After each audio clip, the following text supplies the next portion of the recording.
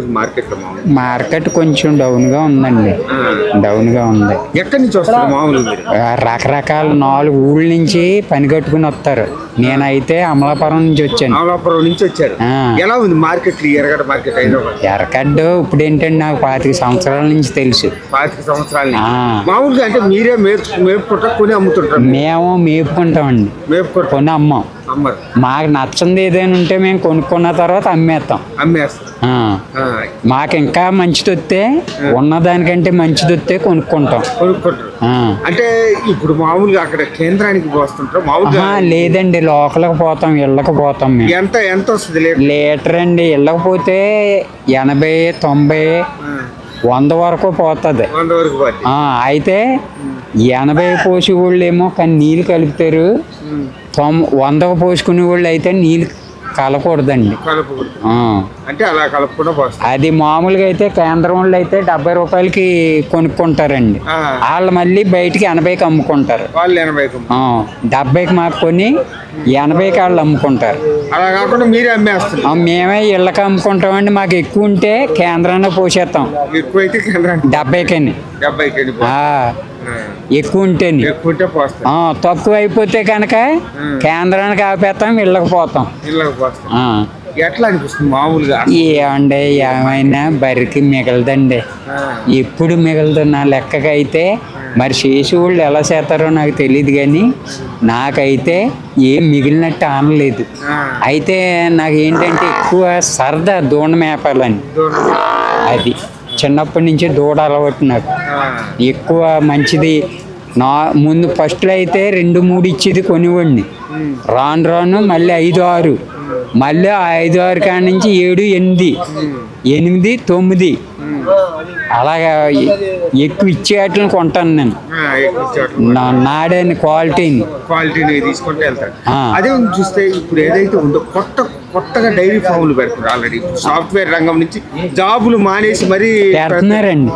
Dairy ఫామ్లు పెడుతున్నారు. వాళ్ళు ఎటువంటి జాగ్రత్తలు తీసుకోవాలి, ఎలా పెడితే బాగుంటుంది? వాళ్ళండి బాగా బర్రెలు అలవాటు ఉన్న వాళ్ళు చూసుకుని వాళ్ళని సహకరించి కొనుక్కోవాలి. బర్రెల్ని కొనుక్కుంటే మంచి ఆదాయం. ఆదాయం ఎక్కువ ఉంటే కెడతదండి. ఏదో 2, 3 ఉంటే కెట్టదు. ఎక్కువ ఉండాలి. 10, 15, 20 ఆ రకంగా ఉంటే కెడతది. లేకపోతే కెట్టదండి. లాస్ వస్తుంది. ఖచ్చితంగా లాస్ వస్తుంది. ఒక 20 బర్రెలు కావాలంటే ఎన్ని ఎకరాలు మేత వేయాలి మామూలుగా? 20 బర్రెలు కావాలంటే అండి నా లెక్క ప్రకారం ఎకరం, 1.5 ఎకరాలు 2 ఎకరాల దగ్గరలో ఉండాలి పచ్చమేత. అది పచ్చమేత ఉండి కొలిదిగండి బర్రి డబలా అంతది. ఎండుగడ్డి తింటే బర్రి అందో స్ట్రాంగ్ గా ఉంటది.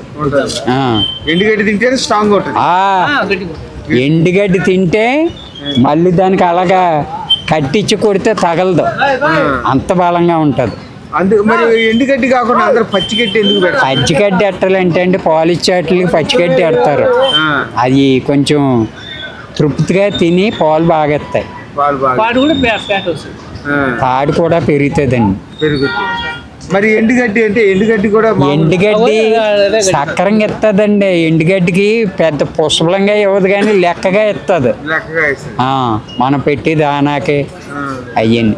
అంటే ఎక్కువ పాలు ఇవ్వాలంటే ఎటువంటి దానా పెట్టాలి? ఎక్కువ పాలు ఇవ్వాలంటే దానా చాలా రకాలు ఉన్నాయండి. జొన్నలు ఉడకేయాలి, గంటలు ఉడకేయాలి, ఏమండి తౌడు పెట్టాలి, పచ్చి చెక్కు పెట్టాలి, చాలా రకరకాల దానా వేసి కొలిగే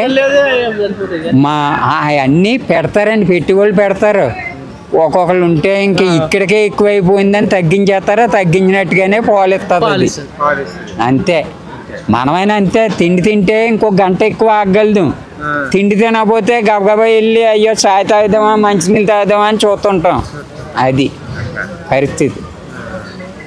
దూడలు అయితే చిన్నప్పటి నుంచి అలవాటు అండి నాకు, ఎంత వయసు నుంచి కూడా.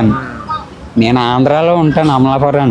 అయితే మనం కొత్తగా బర్రెల ఫామ్ పెట్టుకునే వాళ్ళు మామూలుగా ఎటువంటి గేదెలు తీసుకుంటే బాగుంటుంది? ఏ జాతి గేదెలు తీసుకుంటే బాగుంటుంది? గేదెలండి ఢిల్లీ గేదెలు ఇస్తాయి, హర్యానా ఇస్తాయి పాలు మంచిగా. చిన్న బుర్ర గేదెలు చక్కగా, దీని మీద ఇంకా తక్కువ ఉండాలి కొమ్ము, ఇలా రింగ్ తిరిగిపోయి. నేను ఢిల్లీ నుంచి తెచ్చానండి 8 గేదెలు తెచ్చాను. ఉన్నాయి ఇప్పటికీ 6 గేదెలు ఉన్నాయి, 2 గేదెలు అమ్మేసాను ఊర్లోని. నేను ఢిల్లీ నుంచి తెచ్చానండి. బాగా ఇస్తున్నాయి పాలు 8, 9. మంచి గేదెలు ఉన్నాయి. మండపేటలో కూడా కొంటుంటానండి గేదెలు. నేను మండపేట గేదెలను కొంటానండి. నేను అక్కడ ఊర్లో నాకు తెలిసిన వాళ్ళు ఉన్నారు. మండపేటలో ఇంత పెద్ద ఇది ఉండదు కదా, ఇట్లాంటి గేదెలు వస్తుంటాయి మండపేట. ఏంటండి ఈ గేదెలు పక్క సరిపోతాయండి మండపేట గేదెలకి. టాప్ అండి. మొత్తం ఢిల్లీలో కూడా లేవు మండపేటలో ఉన్న గేదెలు. నేను ఢిల్లీ వెళ్ళానండి, రోహతక్ వెళ్ళాను, ఢిల్లీ అవతలకి వెళ్ళాను, ఏకంగా 40 కిలోమీటర్ల అవతలకి. ఢిల్లీలో మంచి రోహతక్లో కూడా పాలిచ్చి ఉంటాయండి. మండపేటలో హైలైట్ ఏ సరిపోవు, అంత హైలైట్గా ఉంటాయి మండపేట గేదెలు. ఉంటాయండి 12 లీటర్లు అలాగ ఇచ్చే ఉంటాయి మండపేటలోని. 12, 16, 14 అంత వేగంగా ఇచ్చే గేదెలు ఉంటాయండి. అయితే అట్లా మేపు కూడా అలాగ ఉంటుందిలేండి, చాలా బాగుంటుంది. మేపు కింద దాన్ని పక్క వేస్తారండి. మనిషి మనం అలా దుప్పడ వాల్చుకుంటామా అలా పక్క వేస్తారు గేదెకి. గడ్డి ఒట్టిగడ్డి వేస్తారండి. ఒట్టిగడ్డి వేస్తారు. అట్లా బెత్తలు ఉంటాయి, ఈ లబ్బర్ బెత్తలు మేటలండి, లబ్బర్ మేటలు ఉంటాయి. గేదెకి అసలు ఎక్కడ నొప్పి అనేది తగలదు. 2 ఫ్యాన్లు తిరుగుతాయి ఒక గేదెకి ఢిల్లీ మండపేటలండి. అసలు దోమ అనేది ఆలదు గేదెకి. మన సైడ్ వాళ్ళు అంతగా చూడరండి దూడల్ని. మండపేట చాలా టాప్ అండి. ఢిల్లీలో అయితే దోమ ఏమి ఉండదు. ఢిల్లీలో దోమ తక్కువ అండి. అసలు కనపడలేదు నాకు. నేను నెల ఉన్నాను కానీ ఢిల్లీలోను నాకు దోమ కనపడలేదు.